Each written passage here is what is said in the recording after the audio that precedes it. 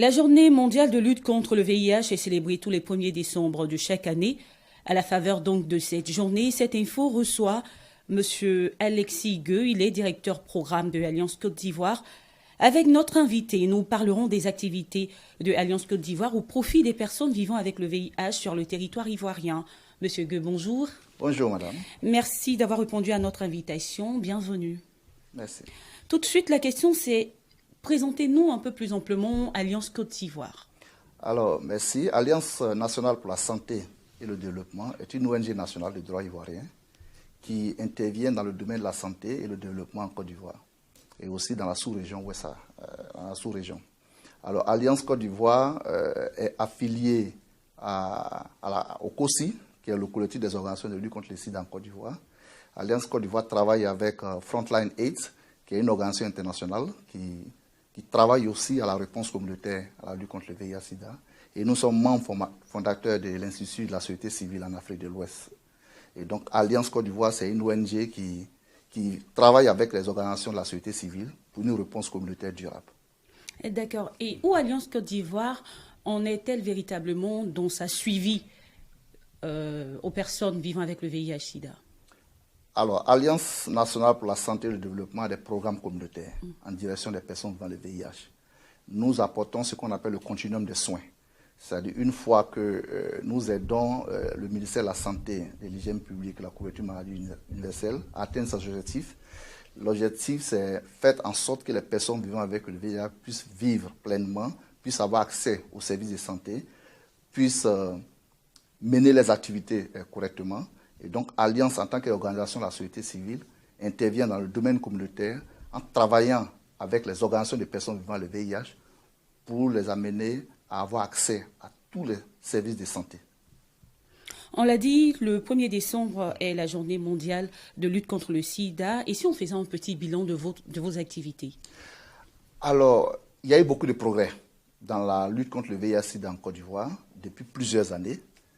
Et aujourd'hui, on peut faire un bilan de la réponse à travers trois indicateurs qu'on appelle les 3,95.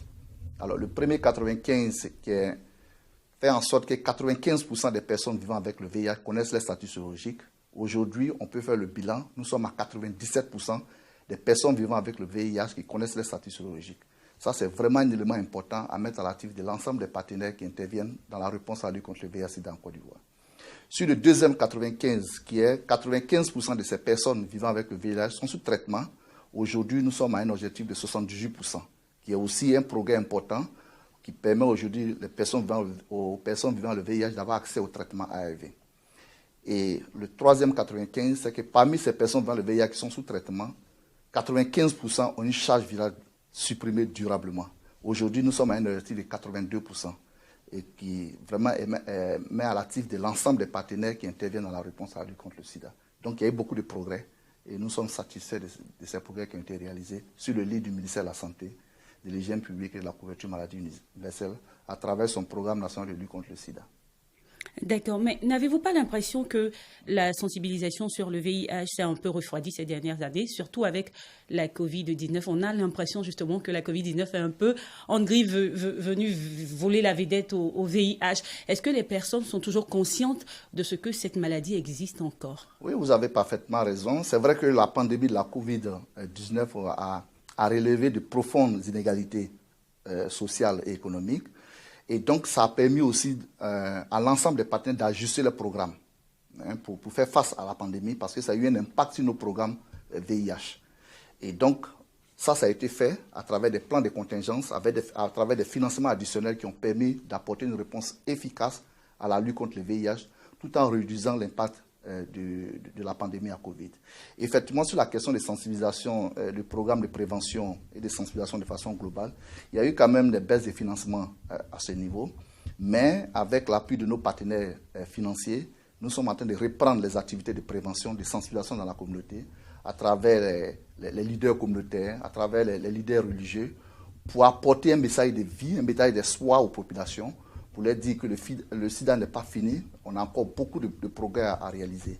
Et donc, c'est vraiment vers ça. Et on est conscient que le volet prévention est un élément important et nous allons nous engager à travers nos actions sur le terrain pour donner de bons messages aux populations et éduquer la population pour prendre le moins de risques. Vous avez lâché le mot action. Concrètement, vos actions, qu'est-ce que vous allez faire de façon concrète vis-à-vis de ces populations-là? Alors, dans un contexte de Covid, vous allez rappeler, nous allons travailler avec nos organisations de la société civile. Nous avons travaillé avec les communautés de personnes vivant avec le VIH. Nous avons travaillé avec les communautés de travailleurs du sexe, des hommes qui ont un rapport sexuel avec les hommes, des usagers de drogue, les adolescents et jeunes filles, les femmes, pour continuer la sensibilisation, pour continuer à porter le message qu'on peut vivre avec le VIH, apporter le message de vie, apporter le message que avoir le VIH, ce n'est pas la fin. Hein? On peut travailler, on peut faire tout ce qu'on peut faire dans la vie, on peut s'épanouir, mais il faut se préserver, il faut avoir les informations. Et quand on a malheureusement le VIH, il faut prendre le traitement, suivre le traitement, et avec ça, on pourra vivre vraiment dans de meilleures conditions. Donc, c'est des programmes que nous allons dérouler sur le terrain. Nous allons accentuer, vraiment dans le contexte de Covid, comme je disais, pour permettre à la population d'avoir le message qu'il faut, le message de vie, le message d'espoir, pour vaincre le VIH-Sida à l'horizon 2030, tout en réduisant les inégalités qui se sont exacerbées avec la pandémie Covid. Dans votre intervention, vous parlez de travailleuses du sexe, vous parlez des hommes qui ont des rapports avec des hommes. Est-ce que Alliance Côte d'Ivoire n'est pas en griffe en train d'encourager, si on peut dire, ces vices-là? Alors, ce qui se passe, c'est que pour mettre fin au VIH-Sida, il faut réduire les inégalités. C'est vraiment le thème de la Journée mondiale de lutte contre le sida. Alors, les résultats que je vous ai présentés tout à l'heure, on a des populations qui ont un impact, où la pandémie du VIH-Sida a un impact beaucoup plus important. Quand vous prenez les estimations actuellement en Côte d'Ivoire, la prévalence au niveau national du VIH-Sida est de 2,1 à travers les dernières estimations avec le logiciel Spectrum. Mais quand vous prenez les travailleurs du sexe, la prévalence est à plus de 11%. Quand vous prenez les usagers de drogue, la prévalence est de 6%.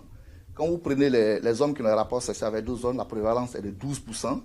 Et quand vous prenez les transgenres, la prévalence est de 22%.